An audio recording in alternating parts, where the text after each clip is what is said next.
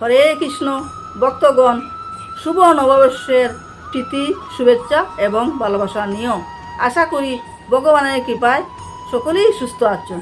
সকলে সুস্থ থাকো এবং কৃষ্ণবতের মতি হোক, এই কামনা করে শুরু করছি আজকের অক্ষয় তৃতীয়া ব্রতের মাহাত্ম্য। অক্ষয় তৃতীয়ার মাহাত্ম্য এতই মহত্বপূর্ণ, তা বর্ণনা করার ক্ষমতা আমার নেই। অক্ষয় তৃতীয়া হচ্ছে বৈশাখ মাসের শুক্লপক্ষের তৃতীয়া তিথি হচ্ছে অক্ষয় তৃতীয়া। আগামী 6 বৈশাখ সোমবার হচ্ছে অক্ষয় তৃতীয়া। আগের দিন রবিবার 1:14 অক্ষয় তৃতীয়া লাগবে এবং সোমবার 10:57 পর্যন্ত অক্ষয় তৃতীয়া থাকবে। এই দিন মা গঙ্গা পৃথিবীতে অবতীর্ণ হয়েছেন। এই দিন পরশুরামের জন্ম হয়েছে। এই দিন ভাগীরথী গঙ্গাকে আনয়ন করেছেন, মূর্তি আনয়ন করেছেন। এই দিন সমুদ্র থেকে মা লক্ষ্মী উঠেছেন। এই দিন ভগবান জবদানা সৃষ্টি করেছেন। এই দিন ভক্ত সুদামা শ্রীকৃষ্ণকে অল্প চিরা খাওয়িয়েছেন, এক মুষ্টি। এই শ্রীকৃষ্ণ তাতে খুশি হয়ে সুদামাকে অনেক ধন দৌলত দিয়েছেন এবং সুন্দর স্বর্ণ কুটির নির্মাণ করেছেন এবং অনেক স্বর্ণ দান করেছেন। এই দিন 1 টাকা কেউ দরিদ্রকে দান করে তাহলে লক্ষ টাকা দানের সমান হয়ে যায়। তাই প্রত্যেকে এই দিন যথাসম্ভব দান করার চেষ্টা করবেন। এই দিন মা লক্ষ্মী সমুদ্র থেকে উঠেছেন। এই দিন পরশুরাম অবতার জন্মেছেন। এই দিন মহাভারত সৃষ্টি হয়েছিল। এই দিন ভগীরথ মধ্যে মা গঙ্গাকে আনয়ন করেছেন। এই দিন অনেক মহত্বপূর্ণ।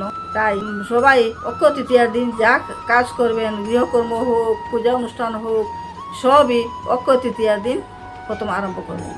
গৃহ সঞ্চার বা গৃহারম্ভ, বিদ্যারম্ভ, অন্নবাসন, বিবাহ সবই অক্ষয় তৃতীয়ার দিন করলে ভালো। যে কোনো শুভ কোনো কাজ অক্ষয় তৃতীয়া করলে ভালো।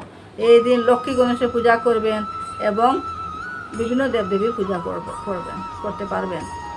এই দিন বেশি বেশি হরিনাম জপ করবেন এবং কীর্তন করবেন। সারাদিন নাম কীর্তন কাটিয়ে থাকবেন।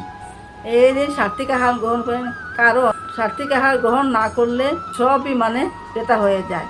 তাই সবাই সাত্বিক আহার অর্থাৎ নিরামিষ আহার বা কৃষ্ণাহার গ্রহণ করবেন। এই শুভ কাজ আরম্ভ করবার চিন্তা করলে প্রথমে অক্ষয় তৃতীয়া আরম্ভ করবেন, কারণ অক্ষয় তৃতীয়া হচ্ছে এমন একটি দিন যা করবে তাই অক্ষয় হয়ে উঠে যায়। তাই সবাই ভালো কাজ করার চেষ্টা করবেন। কখনো খারাপ চিন্তা বা খারাপ কাজ অক্ষয় তৃতীয়া করবেন না। এই দিন কোনো ঝগড়াঝাটি করবেন না, কারোর সঙ্গে খারাপ ব্যবহার করবেন না।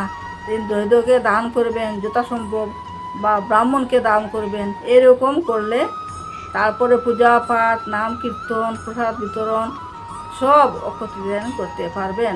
এই দিন স্বর্ণ ক্রয় করা শুভ।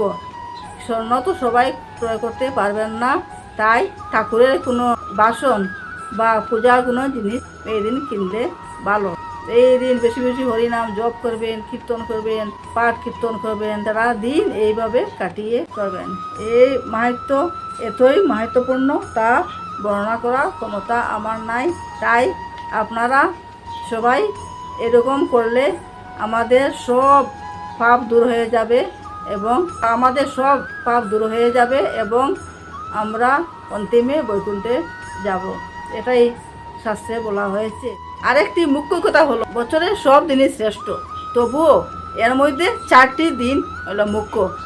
একটা হলো পয়লা বৈশাখ, আরটা হইলো পয়লা কার্তিক, আরটা হইলো অক্ষয় তৃতীয়া, আরটা হইলো বিজয়া দশমী। তারই মধ্যে অক্ষয় তৃতীয়া দিন সবচেয়ে শ্রেষ্ঠ। এই অক্ষয় তৃতীয়া বর্ণনা করার ক্ষমতা আমার নেই, তবুও যা পারছি একটু চেষ্টা করছি। আপনারা মনোযোগ দিয়ে শুনবেন এবং এটা পালন করবেন, যাতে আমরা ভবিষ্যতে মুক্তি লাভ করতে পারি। এই কামনা করে ভিডিওটা আমি শেষ করছি। আমার এই ভিডিও যদি কারো ভালো লাগে তাইলে একটি লাইক করবেন এবং চ্যানেলটিকে সাবস্ক্রাইব করবেন, যাতে পরবর্তী ভিডিও যখন আপনি আপলোড করব তখন সব প্রথমেই আপনার মোবাইলে যাবে। হরে কৃষ্ণ কৃষ্ণ কৃষ্ণ হরে হরে, হরে রাম রাম রাম হরে হরে।